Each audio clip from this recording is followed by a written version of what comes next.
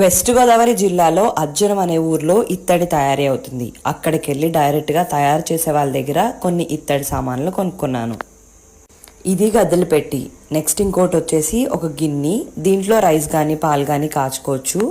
ఇది బిర్యానీ వండుకునే దాంట్లో చిన్న సైజ్. దీంట్లో కర్రీ కానీ రైస్ ఎగిరించుకోవడం కానీ లాంటివి చేసుకోవచ్చు. అలానే చిన్న చిన్న గిన్నెలు కూడా 2 కొనుక్కున్నాను. నాకు పిల్లలు ఉన్నారు కాబట్టి స్నాక్స్ లాంటివి వేసివచ్చని. అలానే ముందు చూపించిన గిన్నెలో ఇవి ఒక 2 సైజులు అనమాట. అలానే కూరలు వండుకోవడానికి ఉప్మా లాంటివి చేసుకోవడానికి దాక టైప్లో ఉన్నవి 2 గిన్నెలు. అలానే వీటివన్నిటికి కూడా ప్లేట్స్ కూడా తీసేసుకున్నాను. అలానే ప్లేట్లు దాకలు ఉంటే సరిపోతుందా, స్పూన్లు కూడా కావాలి కదా, స్పూనులు గరిటెలు కూడా తీసుకున్నాను. అలానే పిల్లల కోసం అని చెప్పేసి ఆకు షేప్లో ఉన్న 2 ప్లేట్లు కూడా తీసుకున్నాను. లాస్ట్గా ఎప్పటి నుంచో కొనుక్కోవాలనుకున్న అన్నపూర్ణ దేవి విగ్రహాన్ని కూడా చిన్నది తీసుకున్నాను అనమాట. ఈ వీడియోలో ఉపయోగపడేది ఏం లేదు కానీ ఏదో నా హ్యాపీనెస్ మీ అందరితోని షేర్ చేసుకోవాలని వీడియో పెట్టాను.